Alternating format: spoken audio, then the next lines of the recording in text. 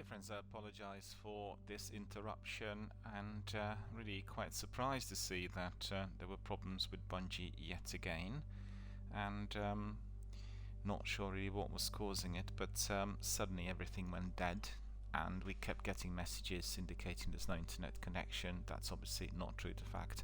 Anyway, I just want to carry on with the remaining part of my announcements and the news here on the daily broadcast. We were talking indeed about Avengers, and I said that I really enjoyed the I think it was either alpha or beta of Avengers I played, and I thought the game, the actual activity in-game mechanics were beautifully incorporated, as I could play every one of the Avengers. The game didn't have a very good response as it came out. I've not played it since, and I can see that they are really introducing several DLCs and additions, and certainly the one we've heard about yesterday, Black Panther for Wakanda expansion, looks very, very interesting. So I keep my eyes peeled, and I will certainly either purchase it or get it at a later date, and then perhaps we'll have it also here on my channel. So New Balan and the Wonderworld trailer was presented, and it was showing off the whimsical game Scope multiplayer feature, where players will work together to find the best combination of costumes and abilities to defeat enemies. And in Balan Wonderworld, players will jump, climb, fly, and more as they explore its magical land of wonder and mystery. As Leo and Emma, and with the help of the mysterious Maestro Balan, players must restore balance to the land by defeating the Negati, the manifestations of worry and negative emotions. That's very interesting. If you'd like to learn more about Balan Wonderworld, then you can be really going to the Xbox store, and you can get the demo very easily. Just double click and you will be able to download it to your console. And it is Balan Wonderworld is available for pre-order today on Xbox Store and will release on March 26th for Xbox One and Xbox Series X and S. Well, the game I'm really excited about is Life is Strange: True Colors, and they produced this wonderful trailer, and it looked very interesting. But I've got to say, it was very similar to what's the game called now? Don't Nod game that we played with two sisters. It's not Life is Strange. I just thought that escapes. Anyway, it looks very similar to that one. And Life is Strange: True Colors, the newest entry in the acclaimed Life is Strange series, made its debut today with an in-depth featurette that introduced Alex Chen, a young Asian American woman who's trying to find a way in life, while also trying to understand the supernatural ability she possesses that allows her to absorb and manipulate the emotions of others. Throughout the game, you'll control Alex as she navigates both her growing powers and trying to shed light on her brother's mysterious death. Best of all, we will not have to wait for each episode to release the experience of Alex's adventure. Life is Strange: True Colors will be released in one package, so no more episodic content like what we've seen with all the other games coming from Don't Nod. And they will just get the full game when it comes out on Xbox Series X and S and Xbox One in September. So that's all available for pre-order. The trailer looked awesome, and it did have all the elements of Life is Strange and everything we've seen before, so I'm sure you're going to enjoy it. And then in addition to this, they also said they're giving us the Life is Strange: True Colors Ultimate Edition.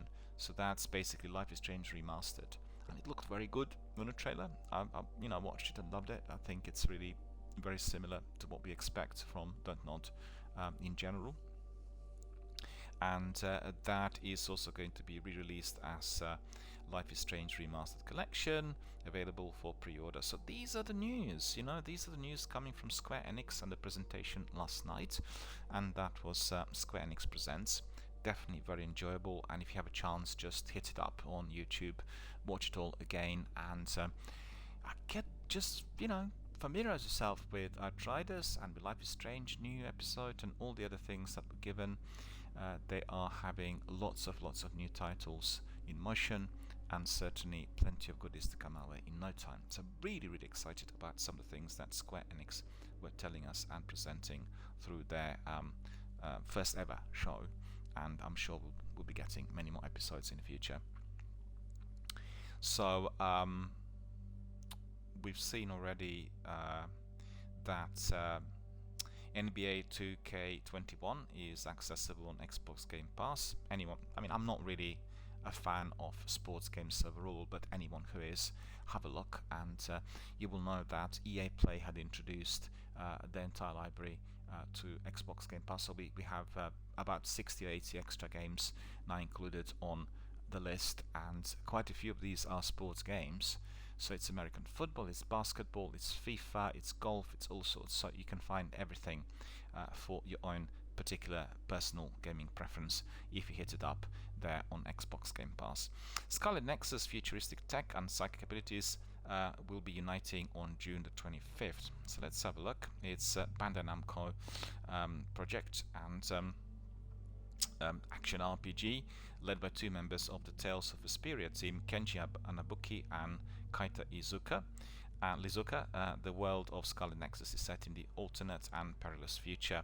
Humanity is under constant threat from others, dangerous mutants that rain from the sky to hunt humans to protect the world. Humans with extrasensory abilities, called psionics, are recruited into the Other Suppression Force, OSF. In brief, with the powerful and unique psychic powers, the OSF bands together to exterminate the others. So the combat system in Scarlet Nexus allows you to take the full advantage of your party's psionic powers. The playable protagonists, Yuito and Kasane, specialize in psychokinesis. It's actually a very good band from Manchester called Kinesis a little while back. They were like the Clash I talked about earlier in my podcast.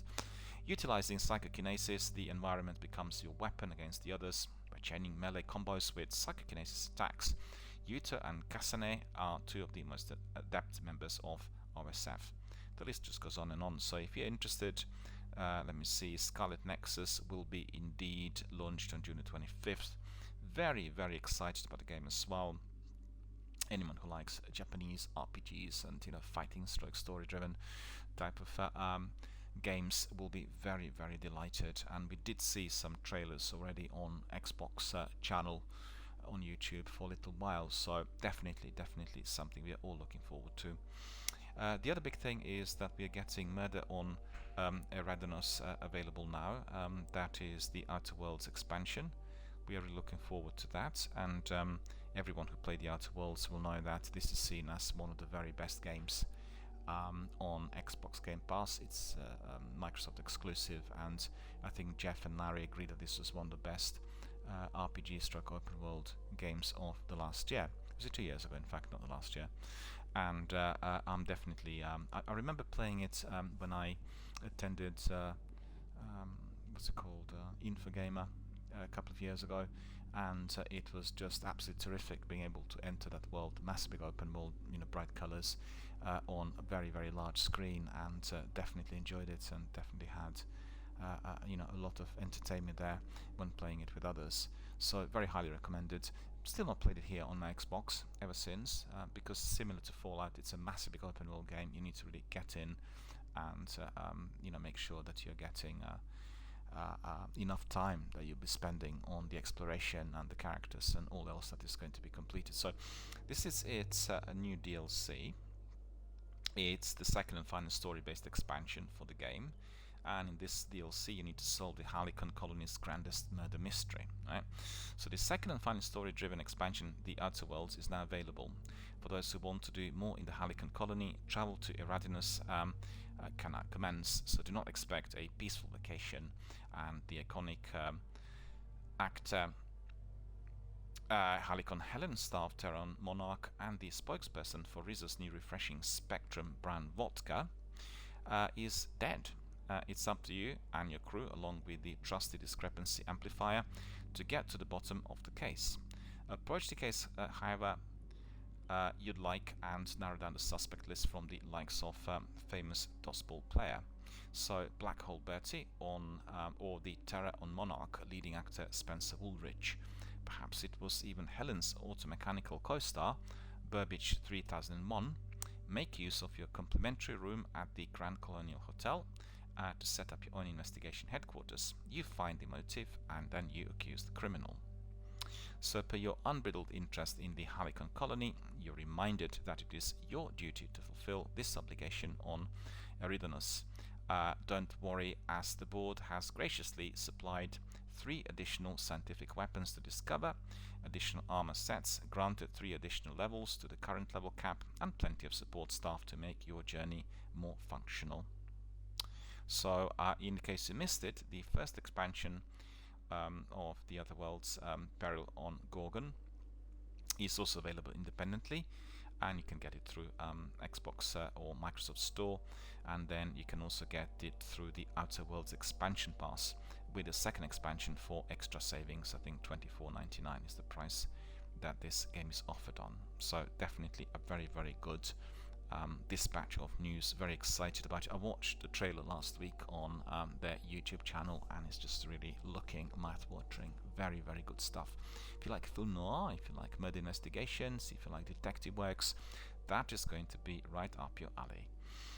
And then let me see, the last bit of news today is your war games Hell ends now in Doom Eternal, the Ancient Gods Part 2. So the Doomslayer's war against evil reaches its peak in the Ancient Gods Part 2, the second single-player expansion launching today for Doom Eternal on Xbox Series X and S and Xbox One. So they're taking the battle to Hell's final bastion, become the Doomslayer, one last time as you rally the Sentinel armies for the ultimate confrontation with the Dark Lord.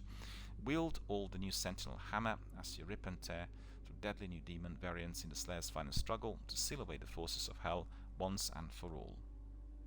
So that's available on Xbox One and X and S from today.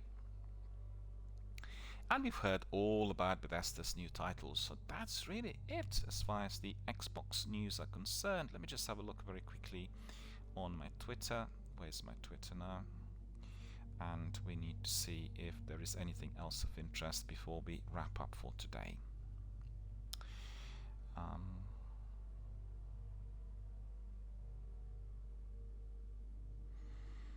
Well, we want to really thank some of our friends who are supporting our podcast. Thank you to Streamer Boost, thank you to Awesome Gamers, thank you to Streets, and thank you to Social Links. Thank you for all of your kind retweets and your messages of support.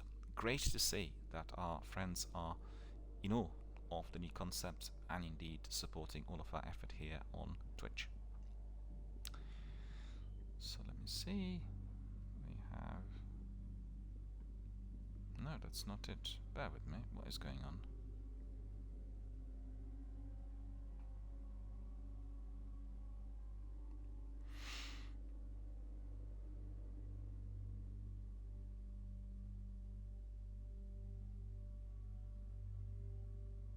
We just said that Sony bought fighting game tournament EY. Quite curious to see what they indeed completed by that.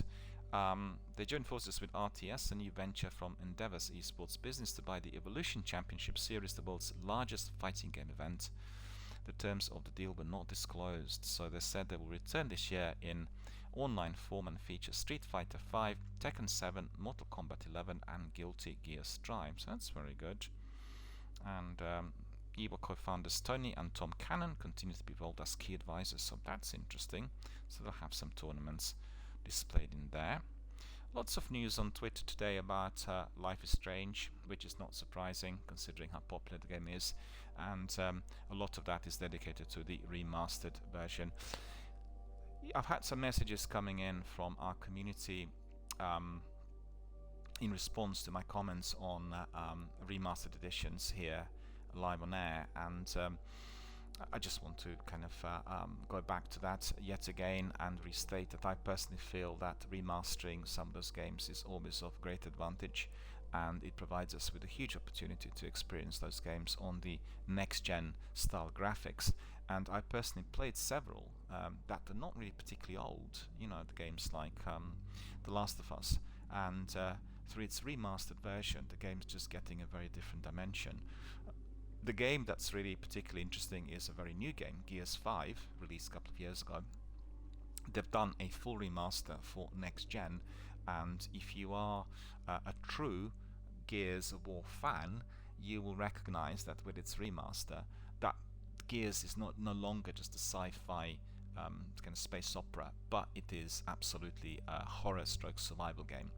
and it is very scary because the attention to detail given that you can basically see in Monster's jaws, and all the characters that are attacking our protagonists, is just absolutely incredible. I mean, if you are a fan of graphic novels, if you are a designer yourself, you'll be just your jaw's going to be dropping. It's extraordinary, and the difference is immense. Even if you're watching it on the older gen console, you'll be able to see the detail that is indeed illuminated through the remastering process, and so I'm all for it.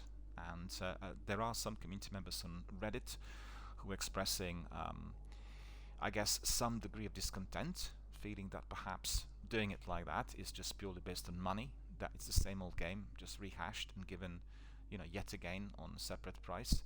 Well, I don't really agree with you. I think this is not quite the case, and the way the gaming community at the moment is, well, I should say the direction that the gaming community is pursuing, and particularly developers and the big publishers, is by producing the highest possible quality gaming that there can be.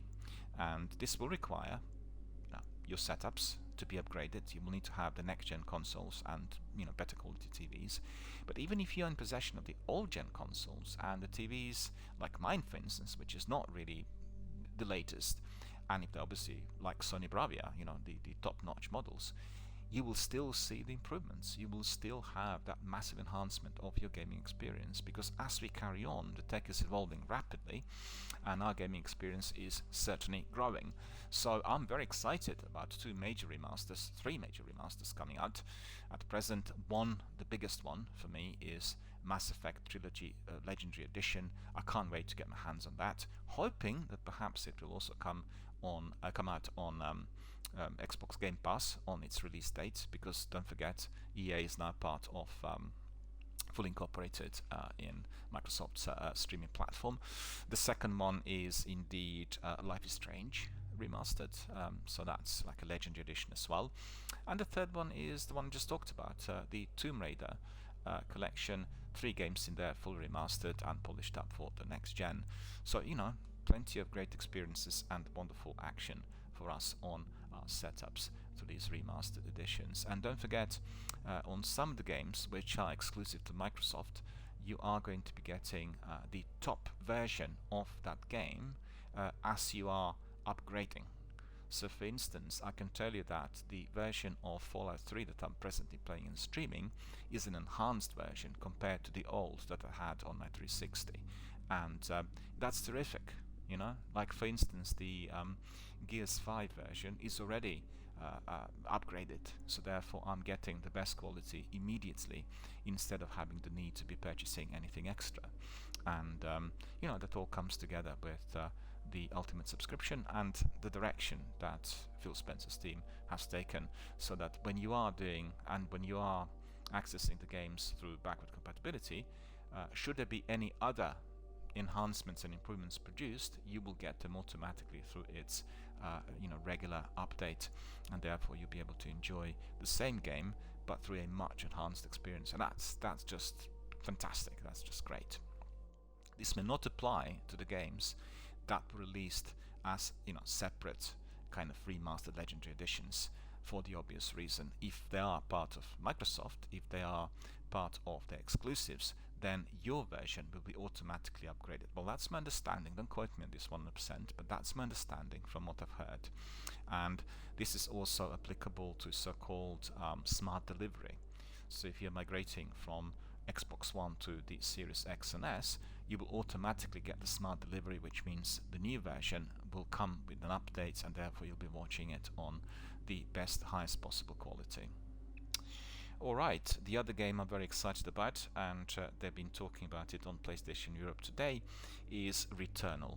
Returnal is a Microsoft PlayStation exclusive, and there is a clip, there is a small trailer, a teaser on Twitter. So if you head to my Twitter, you'll be able to see exactly what the game is telling you and what the developers are giving us at the moment. Looking very mysterious. We are looking at this astronaut and a picture of them, and really quite curious to see how this game is indeed going to be developing.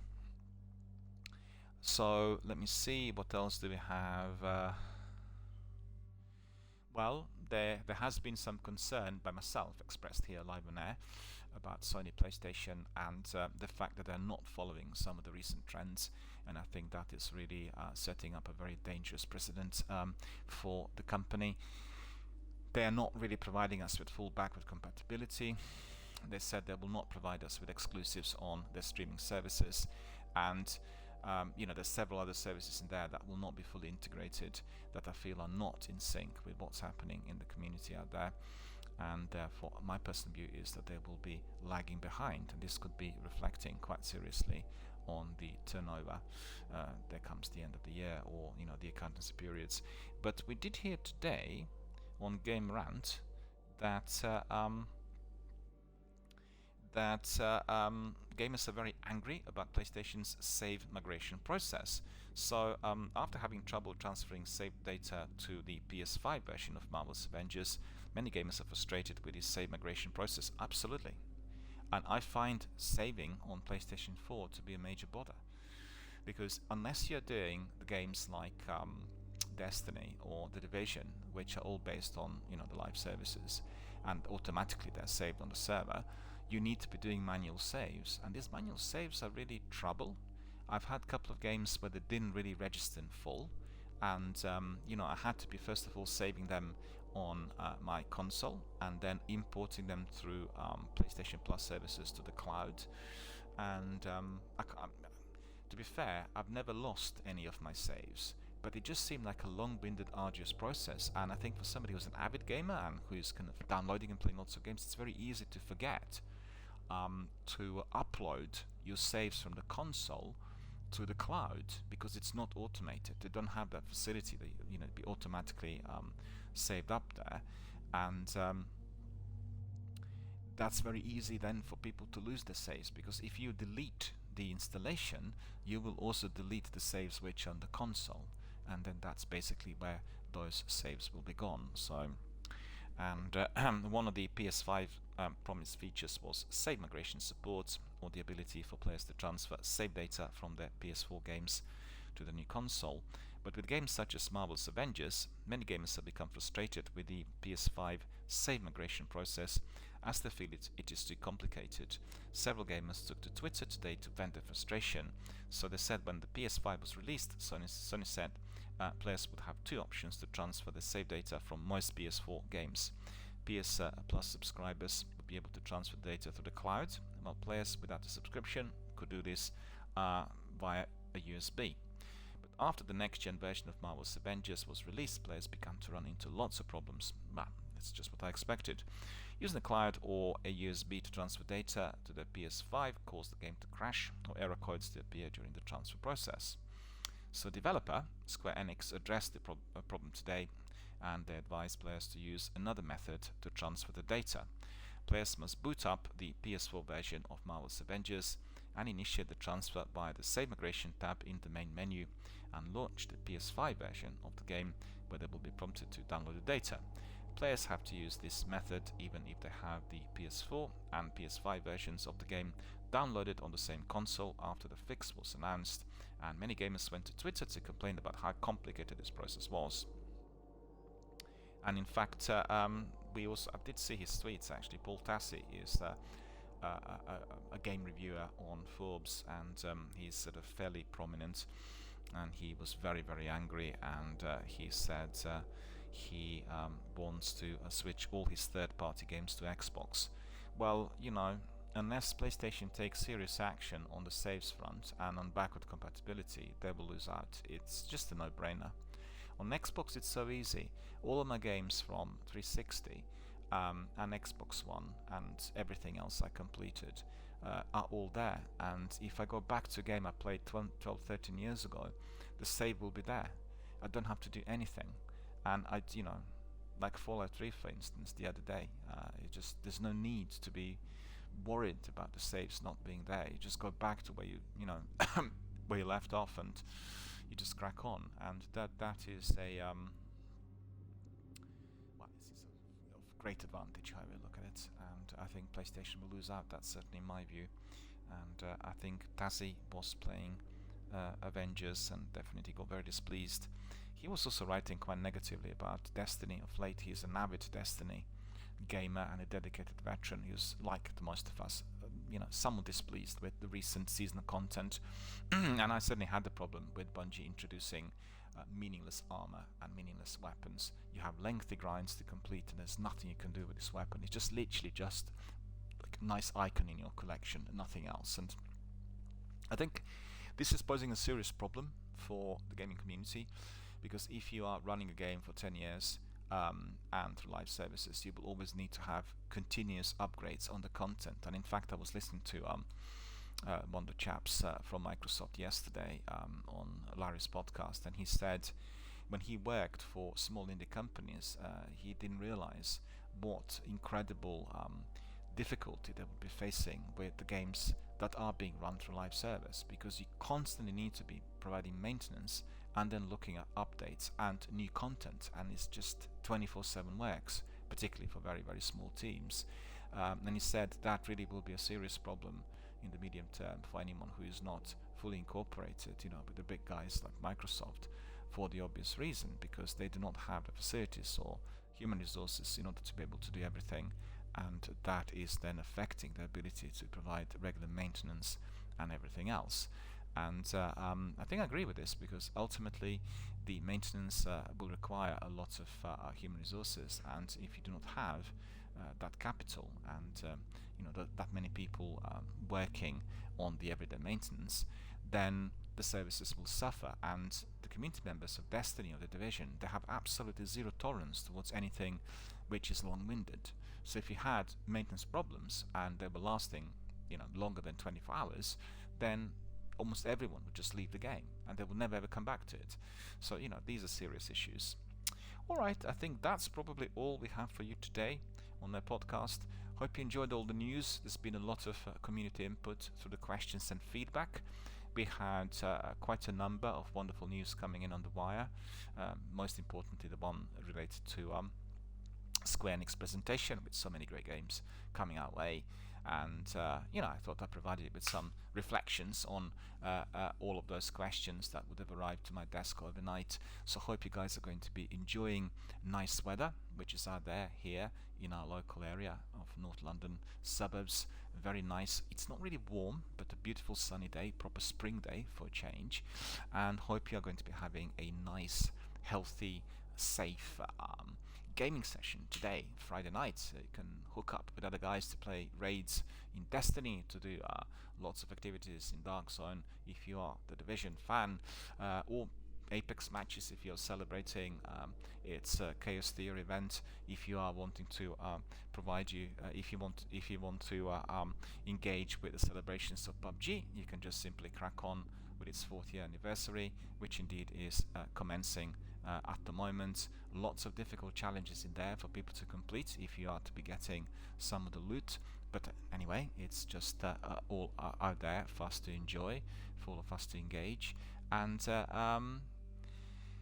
the list just goes on and on. So I hope you have a good afternoon. Hope you are going to be enjoying your gaming, and I shall see you all tomorrow for another podcast. But today we'll carry on with Fallout 3 and some of activities in PUBG. We are also celebrating its 4th year anniversary.